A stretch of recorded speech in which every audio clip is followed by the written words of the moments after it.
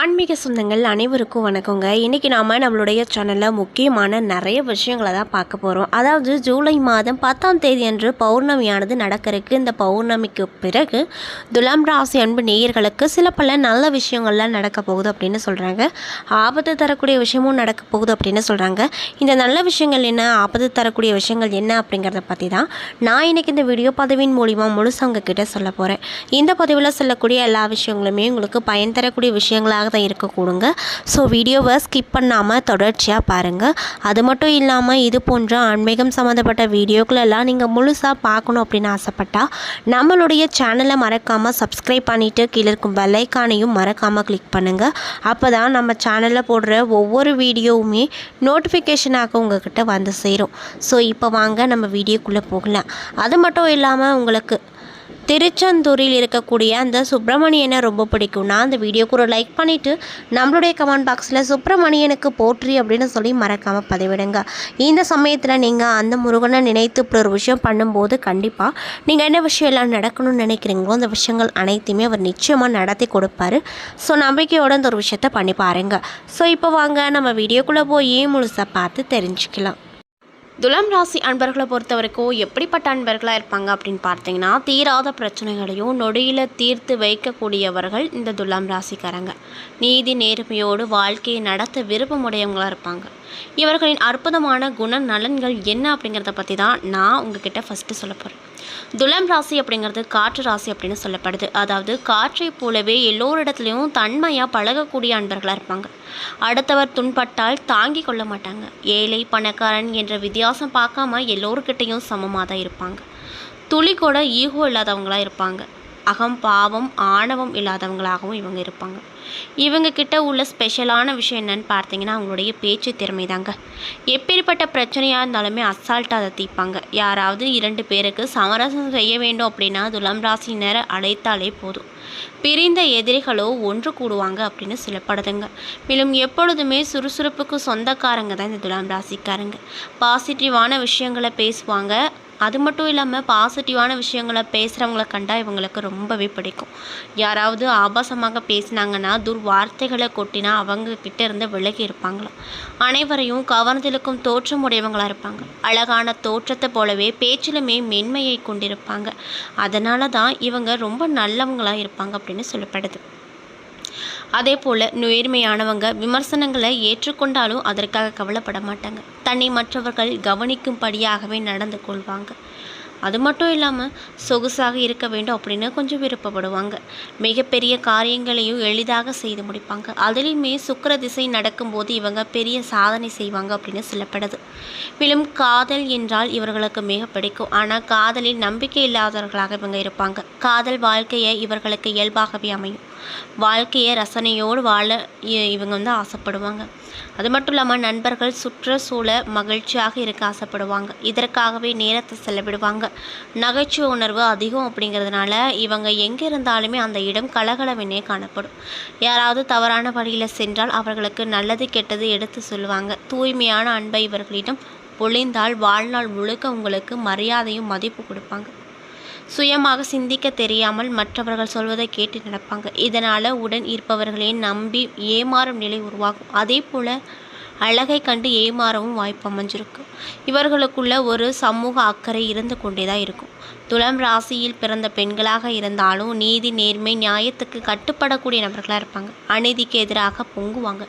இதனால் தனக்கு ஏற்படும் கெட்ட பெயர்களை விட அதெல்லாம் கண்டுக்கவே மாட்டாங்க. தெய்வ சக்தி அப்படிங்கிறது இவங்களுக்கு எப்பொழுதுமே நிறைந்திருக்கும் அப்படின்னு சொல்லப்படுதுங்க.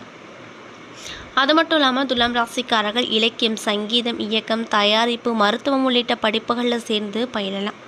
நல்ல உடல் நலத்தோடு இருப்பாங்க. எனினும் கூட மற்ற கிரகங்களை பொறுத்து உடல் நிலைகள் அப்படிங்கிறது மாறப்படுங்க. இப்படிப்பட்ட அன்பு நேயர்களுக்கு இந்த பௌர்ணமிக்கு பிறகு என்னென்ன விதமான விஷயங்களில் நடக்க போகுது அப்படிங்கிறத பற்றி தான் நான் உங்ககிட்ட தெளிவாக சொல்ல போகிறேங்க. ஸோ வீடியோ ஸ்கிப் பண்ணாமல் பார்த்தீங்க அப்படின்னா தான் புரியும். ஸோ வீடியோ ஸ்கிப் பண்ணாமல் பாருங்கள். அது மட்டும் இல்லாமல் துலாம் ராசிக்காரங்க இந்த பதிவை பார்த்துட்ருக்கீங்க அப்படின்னா நான் சொன்ன விஷயம்லாம் உங்களுக்கு கரெக்டாக இருந்துச்சுன்னா நம்மளுடைய கமெண்ட் பாக்ஸில் கரெக்ட் அப்படின்னு சொல்லி மறக்காமல் பதிவிடுங்க. ஸோ இப்போ வாங்க நம்ம வீடியோக்குள்ளே போகலாம். மாத கிரக நிலைகளை ஆராய்ந்து பார்க்கும்போது இந்த பௌர்ணமிக்கு பிறகு உங்களுக்கு எப்படி அமைஞ்சிருக்குன்னு பார்த்தீங்கன்னா, தொடக்கத்தில் உள்ள ராசிநாதன் சுக்கிர சப்தம ஸ்தானத்தில் சஞ்சரிக்கிறாரு. மேலும் உங்கள் ராசியையும் அவர் பார்க்கிறாரு. எனவே இதனால் உங்களுக்கு எப்படி இருக்குன்னு பார்த்தீங்கன்னா, தொட்டதெல்லாம் நடக்கும். தொழிலில் முன்னேற்றம் கிடைக்கும். வெற்றி பாதையில் அடி எடுத்து வைப்பீங்க. விவகாரங்கள் நல்ல முடிவுக்கு வரும். வருமானம் உயரக்கூடும். கொடுக்கல் வாங்குதலை இப்பொழுது சரி செய்து கொள்வீங்க. மேலும் உங்களுடைய வீட்டில் சுபகாரிய பேச்சுவார்த்தைகள் அப்படிங்கிறது நல்லபடியாக ஒரு நல்ல முடிவுக்கு வரும். எடுத்த முயற்சிகளை இதுவரை இருந்து வந்த தடை நீங்கும். சுய விரயங்கள் அப்படிங்கிறது அதிகரிக்குங்க. அது மட்டும் இல்லாமல் கடகராசிக்கு புதன் பகவான் சென்றிருக்காரு. உங்கள் ராசிக்கு 9 மற்றும் 12 ஆகிய இடங்களுக்கு அதிபதியானவர் தான் புதன். அவர் தொழில் ஸ்தானத்தில் சஞ்சரிக்கும் இந்த காலகட்டம் அப்படிங்கிறது தொழிலில் முன்னேற்றத்தை அதிகரிக்க செய்யும். போட்டி கடை வைத்தவங்க விலகி போவாங்க. முதலீடு அப்படிங்கிறது அதாவது புதிய முதலீடுகள் செய்து தொழிலை விரிவு செய்ய வேண்டும் அப்படின்ற எண்ணம் அப்படிங்கிறது நடக்க கொடுங்க. இதுவரை வாடகை கட்டிடத்தில் நடைபெற்ற தொழிலை இப்பொழுது சொந்த கட்டிடத்திற்கு மாற்றலாமா அப்படின்னு யோசிப்பீங்க. நண்பர்கள் மூலமாக நல்ல தகவல்கள் அப்படிங்கிறது இந்த காலகட்டத்தில் உங்களுக்கு நிச்சயமாக கிடைக்குங்க. அதே போல் உத்தியோகத்தில் இருக்கக்கூடிய அன்பர்களுக்கு இந்த காலகட்டம் எப்படி இருக்குன்னு பார்த்தீங்கன்னா, அதில் உள்ள நுணுக்கங்களை இந்த காலகட்டத்தில் நீங்கள் கற்றுக்கொள்வீங்க அப்படின்னு சொல்லப்படுதுங்க. மேலும் சுயமாக தொழில் தொடங்கும் முயற்சியில் இருக்கீங்க அப்படின்னா அதில் ஆர்வம் அதிகமாக காட்டுவீங்க. நட்பால் நன்மை கிடைக்கும் நேரமாக அமைஞ்சிருக்கு. இன்னும் சிலருக்கு நீண்ட தூர பயணங்கள் அப்படிங்கிறது உருவாக்க கொடுங்க. உடல்நலம் சீராகி உற்சாகத்தோடு இருப்பீங்க. மேலும் ரிஷப ராசிக்கு சுக்கிரன் சென்றிருக்காரு. உங்கள் ராசிக்கு அதிபதியாகவும் அஷ்டாதிபதியாகவும் இருக்கக்கூடியவர் தான் சுக்கிரன். அவர் அஷ்டமஸ்தானத்திற்கு வருவதாய பயப்பட வேண்டாம். எதிர்பாராத நல்ல திருப்பங்கள் உங்களுக்கு கிடைக்கும். இதனால் அசுரகுரு மறைவிடத்திற்கு வரும்போது உங்கள் எதிர்பார்ப்புகள் அனைத்துமே நடக்கும். எடுத்த முயற்சியில் அனைத்திலுமே வெற்றி கிடைக்கும். ஆடை ஆபரண சேர்க்கை உண்டாகும். அதிகார பதவியில் இருக்கக்கூடியவங்களுக்கு ஆதரவு அப்படிங்கிறது ரொம்ப ஜாஸ்தியாக கிடைக்கும். பிள்ளைகளின் கல்யாண கனவு அப்படிங்கிறது நனவாகுங்க. வீட்டிற்கு தேவையான விலை உயர்ந்த பொருட்களை வாங்குவதில் கவனம் செலுத்துவீங்க. அயல்நாடு சென்று பணிபுரிய வேண்டும் அப்படின்னு நினைத்தவர்களுக்கு அந்த விஷயமும் நடக்க போகுது. மேலும் உற்சாகத்தோடு பணிபுரியும் நேரமாக உங்களுக்கு இந்த நேரம் அமைஞ்சிருக்கு அப்படின்னு சொல்லப்படுதுங்க. மேலும் கும்ப ராசியில் சஞ்சரிக்கக்கூடிய சனியை சிம்ம ராசியில் சஞ்சரிக்கக்கூடிய செவ்வாய் பார்வையிடுறாரு. உங்கள் ராசிக்கு 4 மற்றும் 5 ஆகிய இடங்களுக்கு அதிபதியானவர் தான் சனி. அவர் மீது செவ்வாய் பார்வை பதிவது அப்படிங்கிறது அவ்வளவு நல்லது இல்லை அப்படின்னு சொல்கிறாங்க. இதனால் என்ன மாதிரியான விஷயம் உங்களுக்கு நடக்கும்னு பார்த்தீங்கன்னா, எதிர்மறை சிந்தனைகள் அப்படிங்கிறது அதிகரிக்கும். லாபத்தை காட்டிலும் விரயங்கள் கூடுதலாக இருக்கும். ஆரோக்கிய தொல்லைகளும் ரண சிகிச்சைகளும் ஏற்படக்கூடும். மூட்டு வலி முழங்கால் வலி போன்றவைகள் வரக்கூடும். உத்தியோகத்தில் இருக்கக்கூடியவங்களுக்கு வீண் பழிகளுக்கு ஆளாக நேரிடும். மேலும் இந்த காலகட்டத்தில் சனி மற்றும் அகங்கார வழிபாடு அப்படிங்கிறது துயரத்தை போக்க செய்யும் அப்படின்னு சொல்கிறாங்க. மேலும் பொது வாழ்வில் ஈடுபட்டிருக்கக்கூடிய அன்பு நேயர்களுக்கு இந்த காலகட்டம் எப்படி இருக்க போகுதுன்னு பார்த்தீங்கன்னா, மேலிடத்தில் இருந்து நல்ல தகவல் கிடைக்கும். தொழில் மற்றும் வியாபாரம் செய்பவர்களுக்கு வருமானம் உயரக்கூடும். உத்தியோகத்தில் இருக்கக்கூடிய அன்பு நேயர்களுக்கு தடைப்பட்ட பதவி உயர்வு அப்படிங்கிறது தானாக வந்து சேரும். கலைஞர்களுக்கு புதிய ஒப்பந்தங்கள் கிடைக்க போகுது. மாணவ மற்றும் மாணவிகளுக்கு ஆசிரியர்களின் ஆதரவு அப்படிங்கிறது திருப்தி தரக்கூடிய விஷயமா இருக்க போகுது.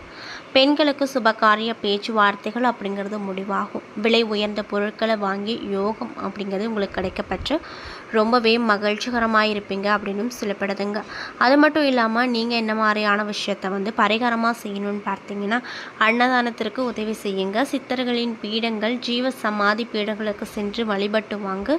உடல் ஊனமுற்றோருக்கு விதவைகளுக்கு உதவி செய்யுங்க. கண்டிப்பாக நல்ல விஷயங்கள் அப்படிங்கிறது உங்களை நாடி வருங்க. என்ன நண்பர்களே, இந்த வீடியோ பதிவின் மூலியமாக நம்ம துலாம் ராசி அன்பு நேயர்கள் அனைவருக்குமே இந்த பௌர்ணமிக்கு பிறகு என்னென்ன விதமான சிறப்பான விஷயங்கள் நடக்க போகுது, மேலும் நீங்கள் என்ன விஷயத்தில் ரொம்ப கவனமாக இருக்கணும் அப்படிங்கிறத பற்றியும் நான் இன்றைக்கி இந்த வீடியோ பதிவின் மூலியமாக முழுசாக சொல்லியிருப்பேன். இந்த பதிவில் சொல்லியிருக்கக்கூடிய எல்லா விஷயங்களுமே உங்களுக்கு பயன் தரக்கூடிய விஷயங்களாக தான் அமைஞ்சிருக்குங்க. ஸோ வீடியோ பிடிச்சிருந்தால் லைக் பண்ணுங்கள், ஷேர் பண்ணுங்கள். அது மட்டும் இல்லாமல் இது போன்ற ஆன்மீகம் சம்மந்தப்பட்ட வீடியோஸ் எல்லாம் நீங்கள் முழுசாக பார்க்கணும் அப்படின்னு நினச்சா நம்ம சேனலை மறக்காமல் சப்ஸ்கிரைப் பண்ணிவிட்டு கீழே இருக்கும் பெல் ஐக்கானையும் மறக்காமல் கிளிக் பண்ணுங்கள். அப்போ தான் நம்ம சேனலில் போடுற ஒவ்வொரு வீடியோவும் நோட்டிஃபிகேஷனாக உங்களுக்கு வந்து சேருங்க. அது மட்டும் இல்லாமல் உங்களுக்கு சுப்பிரமணியனை ரொம்ப ரொம்ப பிடிக்கும்னா அந்த வீடியோக்கு ஒரு லைக் பண்ணிவிட்டு நம்மளுடைய கமெண்ட் பாக்ஸில் சுப்பிரமணியனுக்கு போற்றி அப்படின்னு சொல்லி மறக்காமல் பதிவிடுங்க. நன்றி.